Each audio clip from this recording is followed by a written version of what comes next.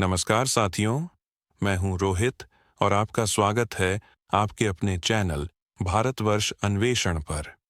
आज हम भारत के उस सबसे बड़े आंतरिक युद्ध की रक्त रंजित गाथा पर प्रकाश डालेंगे, जिसने न केवल एक शक्तिशाली सम्राट का हृदय बदल दिया, बल्कि इस विशाल उपमहाद्वीप की नियति भी तय कर दी। यह कहानी है चंडाशोक के अंतिम क्रूर अध्याय और धर्माशोक के उदय की। यह गाथा है कलिंग युद्ध की। इतिहास के पन्नों में दबी कुछ अनसुनी और चौंकाने वाली सच्चाइयों के साथ आइए चलते हैं उस युग में, जहां शक्ति, समृद्धि और शांति के बीच एक भयानक युद्ध छिड़ गया था। मगध की राजधानी पाटलिपुत्र के राजमहल में मौर्य वंश का तीसरा नक्षत्र सम्राट अशोक अपने राज सिंहासन पर विराजमान था। उसके नेत्रों में एक अदम्य ज्वाला थी, समूचे जम्बूद्वीप को एक छत्र के नीचे लाने की महत्वाकांक्षा। अशोक का साम्राज्य, जो पश्चिमोत्तर में हिंदू कुश से लेकर दक्षिण में कृष्णा नदी तक फैला था, अपनी शक्ति के चरमोत्कर्ष पर था। यह वो स्वर्ण युग था जब मगध की अर्थव्यवस्था एक विशालकाय वटवृक्ष की तरह फल फूल रही थी।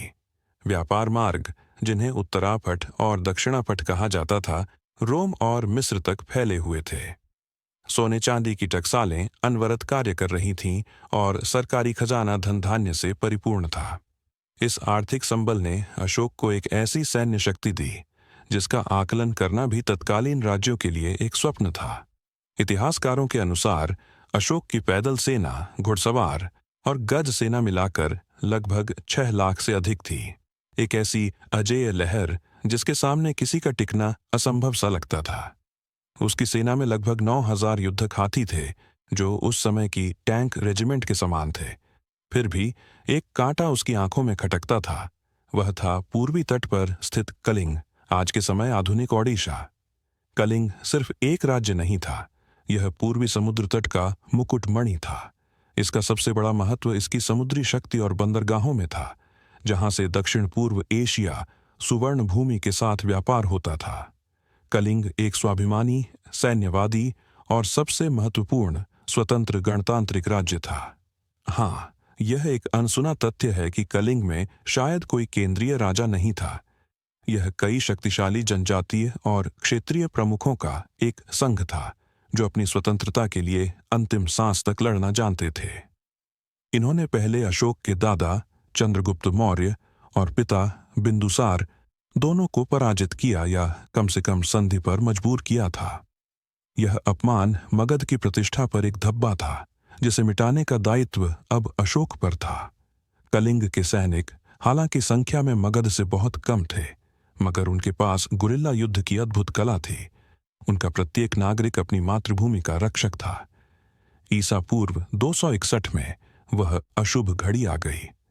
सम्राट अशोक ने स्वयं एक विशाल सेना के साथ कलिंग की राजधानी तोसली, कुछ स्रोतों में दंतपुर की ओर कूच किया। युद्ध कोई साधारण संघर्ष नहीं था, यह आजादी और साम्राज्य विस्तार के बीच का महासंग्राम था। कलिंग के वीरों ने अभूतपूर्व प्रतिरोध किया। मगध के सैनिकों को हर कदम पर लोहे के चने चबाने पड़े। एक अनसुना तथ्य यह है कि कलिंग सेना में न केवल पुरुष बल्कि कई स्त्रियां भी शामिल थीं, जिन्होंने अपने पतियों, पिताओं और बेटों के साथ हथियार उठाए। यह दर्शाता है कि कलिंग का जन जन इस युद्ध में कूद पड़ा था। यह प्रतिरोध इतना प्रचंड था कि अशोक को अपने जीवन की सबसे भयंकर कीमत चुकानी पड़ी।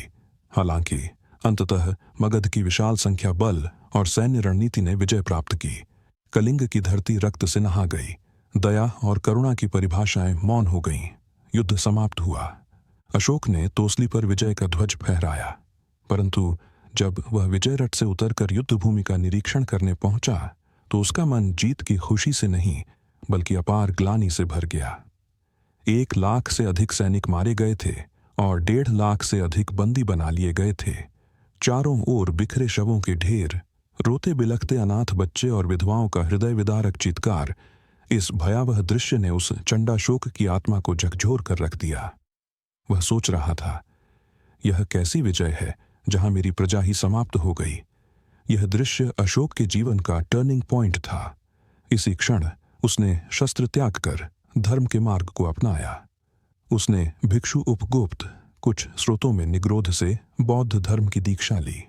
चंडाशोक हमेशा के लिए अतीत बन गया और दुनिया को मिला धर्माशोक। उसने भेरी घोष को बदलकर धम्म घोष यानी धर्म के शंखनाद को अपना लिया। कलिंग युद्ध, जो भारत का सबसे खूनी अध्याय था, विश्व के इतिहास में शांति के सबसे बद्ध रूपांतरण का अग्रदूत बन गया। तो दोस्तों, कलिंग युद्ध केवल एक सैन्य जीत नहीं थी, यह मानवता पर क्रूरता की अंतिम जीत थी, जिसके बाद करुणा का साम्राज्य स्थापित हुआ। एक सम्राट ने अपनी तलवार को शिलालेख में बदल दिया और युद्ध का मैदान धर्म यात्रा का आरंभ स्थल बन गया। आज भी कलिंग यानी ओडिशा की भूमि पर वह रक्त और उस सम्राट का पश्चाताप अंकित है। यह कहानी हमें सिखाती है कि सच्ची विजय युद्ध जीतने में नहीं, बल्कि अपने अहंकार और हिंसा पर विजय प्राप्त करने में है। इस विषय पर आपके क्या विचार हैं, हमें कमेंट बॉक्स में जरूर बताएं। भारतवर्ष अन्वेषण को सब्सक्राइब करना न भूलें और मिलते हैं अगले अध्याय में। जय हिंद।